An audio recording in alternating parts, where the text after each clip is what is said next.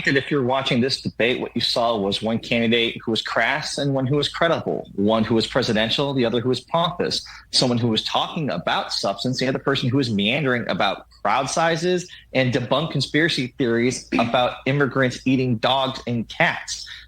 This wasn't an issue of we didn't talk enough substance in the debate. It's how the candidates use their time. Donald Trump had 5 or 6 more minutes of talk time than Kamala Harris. He chose to use that time not to talk about immigration, not to contrast with Kamala Harris, not to talk about what he would say are the failed policies of the past. He instead meandered around and decided to talk about crowd sizes and why my rally's better than yours and you're busing people into your rally. It's like that is wasted time that he could have used in a more focused way that could have connected with people. And instead, he went back to his old self. He spent time talking about why the election was rigged in 2020 and how he really won the race, all these past failed grievances that are political losers. He can't get out of his own way. And that's why the debate went the way he did and why he had to run to the spin room after to try to do cleanup. Carly, both of these candidates, you've seen the polls. They're in a dead heat within 1 percentage point in a lot of places.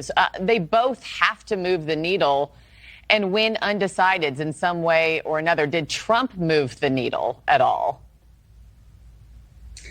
I don't think so, but I don't think that debates generally do that. I think that if you're somebody who you're, like I say, before this, only 18% of undecided said that they wanted to know or needed to know more about Donald Trump.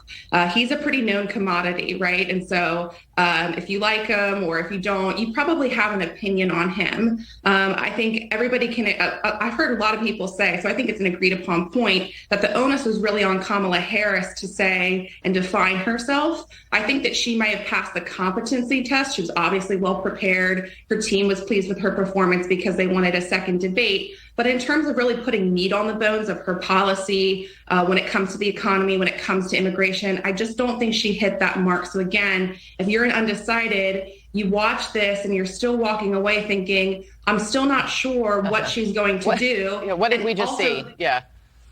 That's the last point I want to make. I think that Donald Trump's closing statement when he said, why haven't you done that over the last 3.5 years? That's a key fundamental point that should have been reiterated probably at the top and then throughout the night. I think that's a strong attack. And let me talk about the moderators now. As The Hill is reporting this morning, conservatives are now railing against the debate moderators, accusing them of unfairly targeting former President Trump.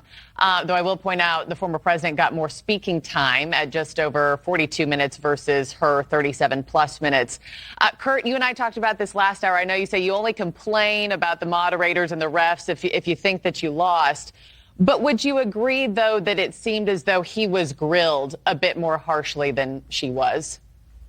Well, I think that when you lie about the outcome of a free and fair election, when you lie about immigrants in Springfield, when you lie so much about such glaringly blatant things, you're going to get called out for that, and asymmetrical lies get asymmetrical treatment. And that's the bottom line here.